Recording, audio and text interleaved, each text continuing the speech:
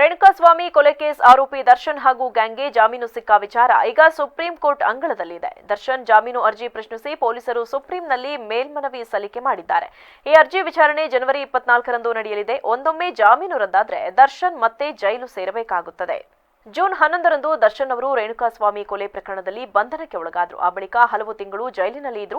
ಕೆಳಹಂತದ ಕೋರ್ಟ್ನಲ್ಲಿ ಅವರ ಜಾಮೀನು ಅರ್ಜಿ ವಜಾ ಆಯಿತು. ಆ ಬಳಿಕ ಹೈಕೋರ್ಟ್ನಲ್ಲಿ ಅನಾರೋಗ್ಯದ ಕಾರಣ ನೀಡಿ ಮಧ್ಯಂತರ ಜಾಮೀನು ಪಡೆದ ಅವರು ನಂತರ ಪೂರ್ಣ ಪ್ರಮಾಣದ ಜಾಮೀನು ಪಡೆದುಕೊಂಡರು. ದರ್ಶನ್ ಜೊತೆ ಪವಿತ್ರ ಗೌಡ, ನಾಗರಾಜ್, ಲಕ್ಷ್ಮಣ್, ಅನುಕುಮಾರ್, ಜಗದೀಶ್ ಮತ್ತು ಪ್ರದೋಷ್ ಕೂಡ ಜಾಮೀನು ಪಡೆದಿದ್ದಾರೆ. ಇದನ್ನ ಸುಪ್ರೀಂನಲ್ಲಿ ಪ್ರಶ್ನಿಸಲಾಗಿದೆ. ಸುಪ್ರೀಂ ಕೋರ್ಟ್ನಲ್ಲಿ ಜನವರಿ 24ರಂದು ಅರ್ಜಿ ವಿಚಾರಣೆ ನಡೆಸಲಿದೆ. ದರ್ಶನ್, ಪವಿತ್ರ ಸೇರಿ 7 ಆರೋಪಿಗಳ ಜಾಮೀನು ಪ್ರಶ್ನಿಸಿ ಬೆಂಗಳೂರು ಪೊಲೀಸರು ಜನವರಿ 6ರಂದು ಅರ್ಜಿ ಸಲ್ಲಿಕೆ ಮಾಡಿದ್ದಾರೆ. ಈಗ ಅರ್ಜಿ ವಿಚಾರಣೆಗೆ ದಿನಾಂಕ ನಿಗದಿ ಮಾಡಿದೆ.